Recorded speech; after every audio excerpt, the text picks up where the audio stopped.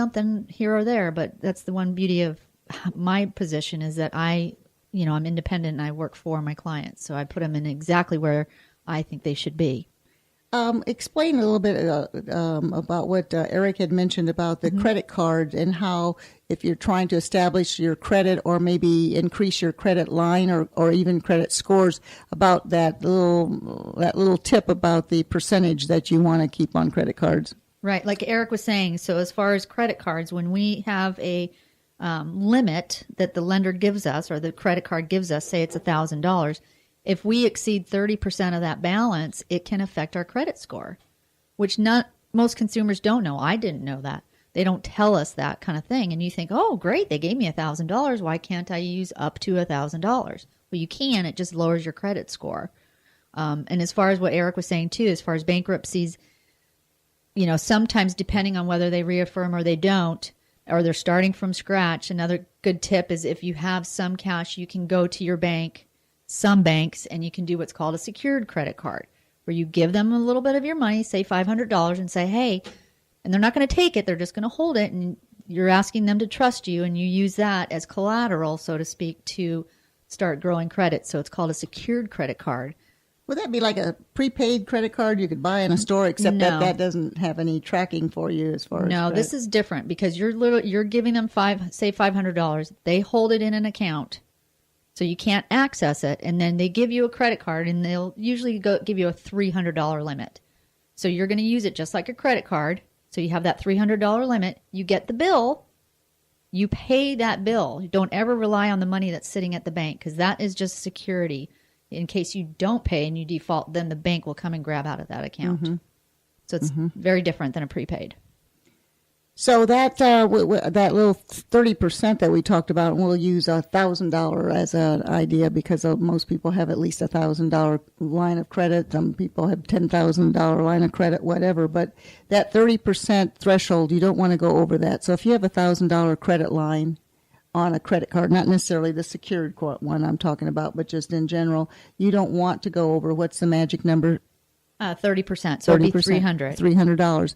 And you should pay that off if you can every month so you don't ever go over that 30%.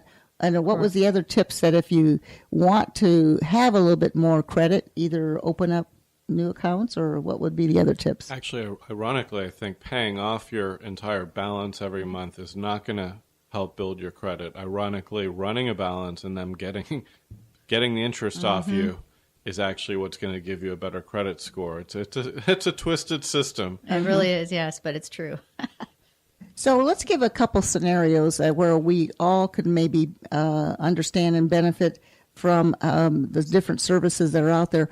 So one of the things that I was looking up about bankruptcies, one of the biggest challenges is there's about 5 typical things that people go bankrupt, and the first one is usually medical. Is that what you found, Eric? Yeah, well, I don't know exactly what the percentages are, but I have a lot of filers who have been sick, or they've had a family member who's been sick, or a disabled kid maybe, or an elderly parent that they're supporting.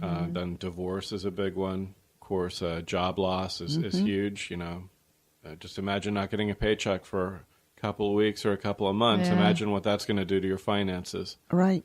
Well, they always say to have 6 months socked away in case you do get laid off, but it doesn't take much to go through that 6 months, especially for people that might be over the age of 45 or 50. It's finding harder and harder to find work. So there's always those unopportune situations that come up in life that you may have to look at bankruptcy. But let's just say, for an example, that for whatever reason you just don't have enough coming in that's going out.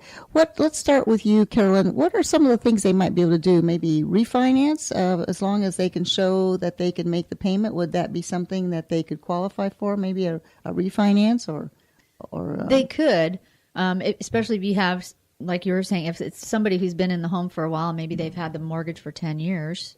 And now they are having a hard time paying it. They could, in essence, refinance into another 30-year mortgage to stretch out the payment if they needed to, something like that. And or if they have enough equity in the home, we usually have them bring in all their debts, all the credit cards, all the car loans, analyze what the interest rates are, and if we can if there's enough equity in the home, cash out to pay down those higher interest credit cards can maybe help them lower their payment as well. And that's not something I ever encourage people to do, to take money out of their home, let the banks into their home to pay off debt, which, if they qualify for bankruptcy, would be 100% dischargeable. I mean, nobody's going to be looking after them when they're older and cannot work. And all my clients, practically every single one of them, they always would say, well, I always thought I'd work till I was dead. Well, they didn't work till they were dead because, of old age discrimination. They got fired when they got old, or they got fired when they got sick, and then they don't have the income, and now there's a huge mortgage on your house. So taking money out of your home to pay off what could be completely wiped away in a bankruptcy, it helps the banks. It doesn't help this community.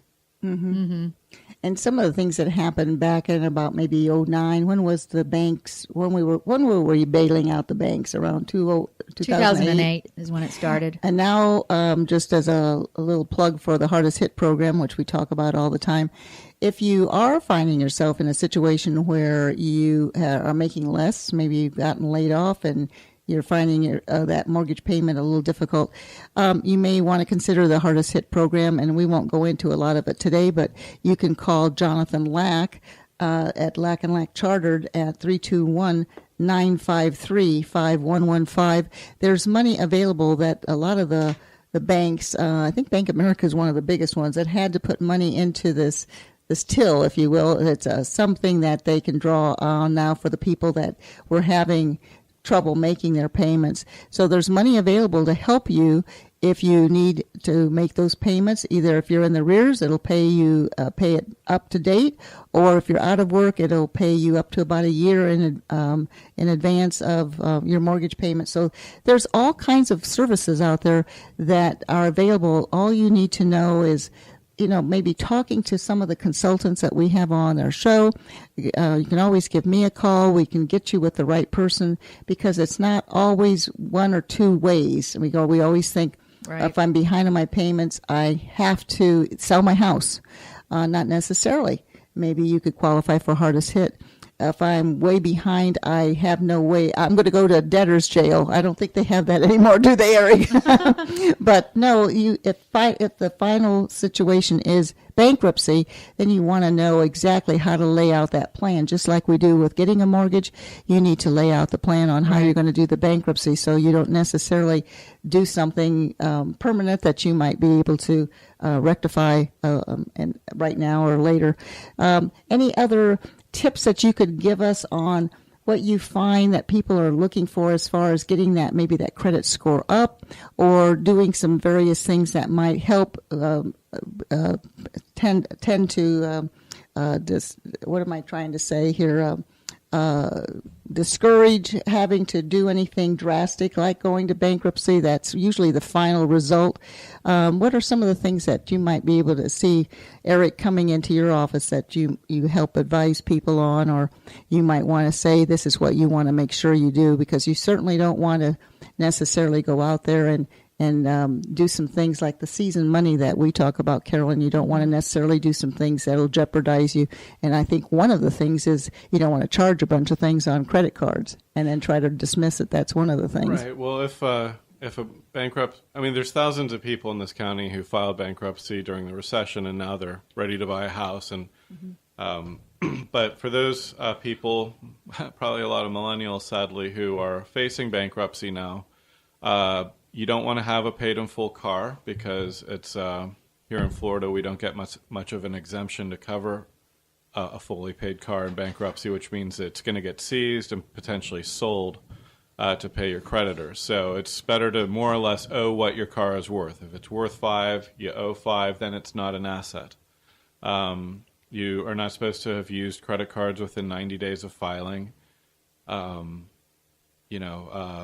Any type of asset can be problematic in a bankruptcy, but retirement is 100% protected, which is sadly why, especially during the recession, I saw so many boomers who had tens of thousands, in some cases hundreds of thousands in retirement, and they went through every last penny of it before they ever spoke to an attorney. And they still got taxed on it too. That was the biggest peeve of mine. They had such faith in, the American system. They thought, well, I'm running through it now. I'll get back on my feet. And a lot of them never even got back to work. They lost their job, maybe at the Cape or whatever. And, after that, maybe they were working at Home Depot for $10. And every single cent of that would have been protected in a bankruptcy. So don't run through your retirement paying creditors that can just be discharged. Keep in mind, those banks, they get money at almost 0% interest printed from the U.S. Treasury. It's printed. It's loaned to the bank at almost 0% interest. So running through your retirement to pay that back is not a smart way to go. All right. You mentioned about the car because that kind of intrigued me. So what about a house? So say you have a house and you have 50% equity in it. Do they seize that, or is a house protected? Here in Florida, Florida's big thing is you can protect up to $125,000 of dollars of equity in a home. Okay. Within the city limits, that's limited to a home on a half acre.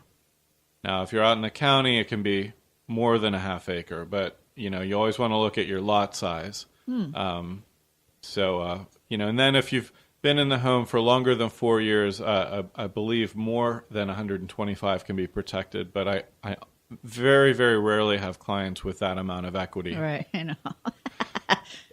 It's America. Yes, yes. So that doesn't necessarily mean that's how much the house is worth. They could have a $300,000 house, but as long as they don't have more than 125 in equity and the rest on a mortgage or something. The equity is what's left after the mortgage, right. in the event of the mortgage being paid. So if you have a $300,000 house, but you owe $250 on it, then you only have $50,000 of equity. Or you could reaffirm it. You could reaffirm and just it. continue to make the mortgage payment, but just get everything else. But we'd still want to throw the homestead exemption on that $50K of equity. Right. Okay. Otherwise, it could get seized in the bankruptcy. Okay, gotcha. Okay, and that's then what I... Here in Florida, if you do claim homestead, you're then limited to only $1,000 towards a car and $1,000 what they call wild card towards money in the bank, household stuff, and again, retirement's 100% protected. Right. Now, if you're not claiming homestead, you either don't own a home or maybe it's going into foreclosure, and so you're just not going to be protecting it. Then you get up to, then you get $1,000 towards a car and $5,000 towards wild card. Wow. This is a lot of good information. Definitely worth talking to you. Anytime. Yeah. That's right. So, Eric, on that note, give out your phone number and your email address again, and you can contact Eric and set up a consultation. I'll be happy to go over your finances with you and see exactly where you fall into the situation that might be bankruptcy or might be some other. While we're talking, we have another minute left. Quickly tell the difference between, after you give out your information, the difference between Chapter 7 and Chapter 11. Oh, okay, sure. Yeah, so again, my name is Eric Morgan. My phone number is here in Brevard is 321-253-6223. That's 321-253-6223. My website is spacecoastbankruptcy.com, and I'm on Aurora Road in Melbourne. Now, the difference between a 7 and a... there's several chapters. 7's the most common, and that's a liquidation bankruptcy typically used by people who make less than median income for their household size. So for a household of 4, that'd be less than approximately $65,000. Household of 2, that's $50,000. Anyways, in a 7, you're going to just wipe out all your unsecured debts and either reaffirm on your home and your car or potentially let them go into the bankruptcy as well. Now, in a Chapter 13, typically used by people who are over median income, it's going to be a payback type bankruptcy where you'll either pay all or a percentage of your debts back across a 5-year period. Now, people who are over median can sometimes still fit into a Chapter 7. So for those of you who are not interested in spending 5 years in a bankruptcy, do consult with an attorney. Even if your income's a bit higher, you still may fit in. Wow. Well, again, we have more information packed in there. Thank you so much, Carolyn Wolf, for joining us today with Certified Mortgage Planners. Thank you, Jean. And Eric Morgan, it's always a pleasure talking with you and finding out all about the various things that we can do to protect ourselves, whether criminal or bankruptcy or what other topics did you say that you I specialize handle in? injury, criminal defense, traffic, bankruptcy, foreclosure defense. I've done a smidge of family and immigration over the years, and but I don't always have to talk about this.